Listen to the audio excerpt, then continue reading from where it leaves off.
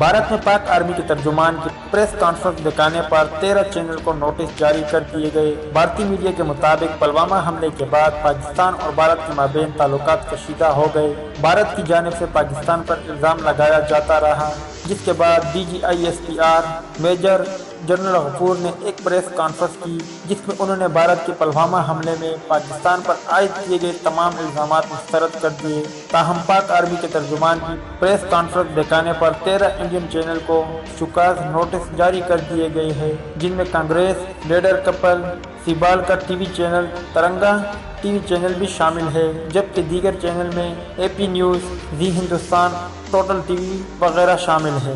واضح رہے کہ پاک فوج کے ترجمان میجر جنرل آصف غفور باجوہ نے 22 فروری کو پریس کانفرنس کرتے ہوئے کہا تھا کہ بھارتی میڈیا جنگی اور پاکستانی امن کی صحافت کر رہا ہے۔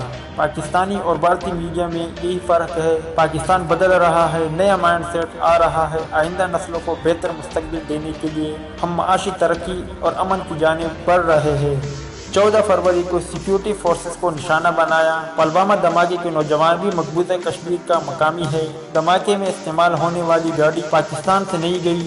دھماکے میں استعمال ہونے والا دھماکہ خیز مواد پاکستان سے نہیں گیا۔ کشمیر میں بھارت کی فوج موجود ہے۔ LOC پر آبادی سے زیادہ بھارتی سیکیورٹی فورسز تعینات ہے۔ یہ کیسے ممکن ہے کہ کوئی لائن آف کنٹرول عبور کر سکے؟ اس کے باوجود بھارت نے بغیر تحقیق الزام پاکستان پر لگایا گیا۔ پاکستان نے اس بار جواب دینے کے لیے تھوڑا سا وقت لیا۔ پاکستان نے الزامات کی تحقیق کی اور پھر پاکستان کے وزیر اعظم نے جواب دیا۔ تو دوستو، یہ تھی پاک آرمی ترجمان کی پریس کانفرنس دکھانے پر بھارتی چینل کو نوٹس جاری کرنے کے حوالے سے کچھ اپڈیٹ۔ امید کرتا آپ کو پسند آئی ہوگی۔ اس اپڈیٹ کے متعلق اپنی رائے کا اظہار کمنٹ باکس میں ضرور دیں۔